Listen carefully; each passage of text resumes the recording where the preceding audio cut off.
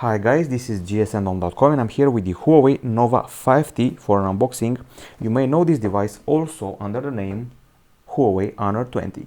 It's basically a rebranded version of the Honor 20, which comes in a new hue. And this is the lovely new hue. It's a purple, and if you look at it, it's got a special dynamic holographic area below the glass. We can see the words, well, the letters NOVA, so Nova. It's got a quad camera, should be priced at around $400. Okay, so I'm going to fire up the device. Something unusual from the starters, the power button is also the fingerprint scanner, and it's an in-depth flat one. It's not a protruding power button. It's an unboxing, so let's see what's inside the box of the Huawei Nova 5T. We start off with a metal key used to access the slots, and then we go off to a case which is transparent and flexible, always nice to have. Okay, and then we have a hefty charger, actually above average. Instead of being an 18-watt charger, is a 22.5-watt impressive Huawei Supercharge juicer, which also offers here 5 volts 2 amperes, 4.5 volts 5 amperes, or as much as 5 volts, once again 4.5 amperes. And also we find an adapter, you probably guessed it, from USB-C to 3.5mm connector, because we do not have an audio jack here. And last but never least, we have the cable. It's pretty thick wire-wise, and it's from USB-C to USB-A, used to hook up to your charger and your PC. Okay, that's about it. That's everything inside the box. Now let's have a look at the device. You can find the USB-C port here, the speaker, a microphone. At the top side we find the microphone number 2 and an infrared emitter, so you can control your TV set-top box, and all of those things. Okay, so I'm going to do the setup right now. Okay, terms of use, I'm agreeing with everything. I'm going to skip some stuff. No data import here. As you can see, we got a cutout here. We got a punch hole camera for the a punch hole for the selfie camera. Go further, skip, accept, skip again. I have to say the device is a bit lighter than I expected. I don't know why. I actually expected for it to feel a bit heavier than it actually does.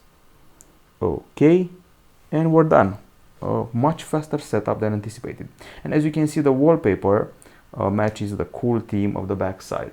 Okay, so the device, aside from coming in this hue, it also comes in black and also blue, and this is the purple version. Now if you want measurements, is 7.8mm in thickness, which is not bad, and 174 grams. That's why I was saying it's actually on the light side.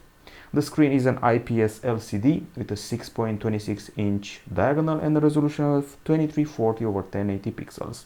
It's got a cutout for the selfie camera, and also inside we find a familiar face.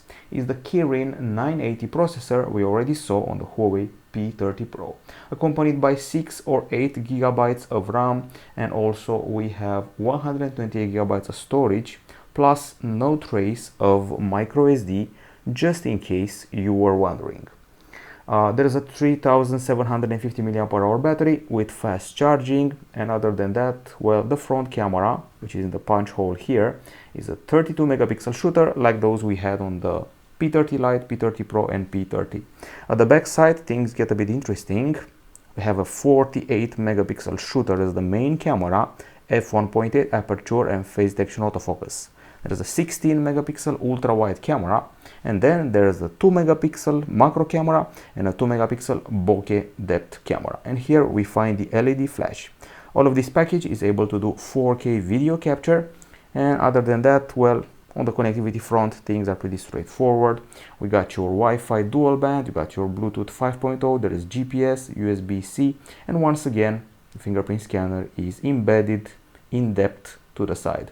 Now this is Android Pie, but I'm curious about the version because well, it should be Magic UI, but I can see here it's Emotion UI in the end. So Emotion UI 9.1, Android version 9, so that's about it. Kirin 980 and 6 gigs of RAM.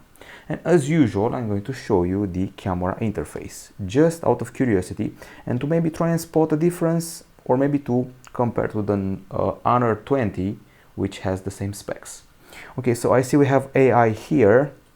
There's the video section here, and in the more section we have a ton of options ranging from panorama to HDR, filter, super macro, slow-mo, light painting, moving picture, documents, pro, aperture, time-lapse, stickers, and more to be downloaded. Of course, there's portrait, which is basically bokeh.